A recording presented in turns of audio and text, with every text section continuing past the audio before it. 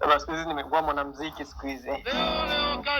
Umekuwa mwanamuziki wa nini? Unajichekesha nini Evan? Mwanamuziki wa nini wewe? Unaimba nini? Mtoto una kipaji, wazazi hawana kipaji. Kipaji ninacho. Watu wananiambia naimba vizuri eti. Napiga mpaka gitaa. Wenzako wanakung'onga. Hebu imba kwanza nikuone. Sawa. Hapo ndo napenda nipate la nafasi. Nipate kusema nawe kidogo mama. Moyoni na Evan, unataka useme nawe nani? Nawe mama. Mimi mama. Sawa, nilijua tu mizunguko yako unaenda wapi, kumbe ilikuwa huja unitukane. Evan, mimi uniite mama. Baba sio. Mimi ni Sister Du.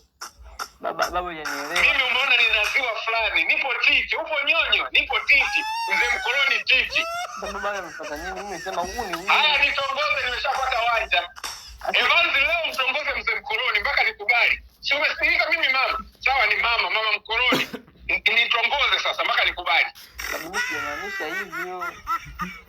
Tunanionaga kidogo akili yangu ina utindio fulani. Hebu imba wimbo mwingine mpumbavu. Sawa, wewe niimbe wimbo mwingine. Nimeishi na wazazi wangu nikiwa bado mwanafunzi.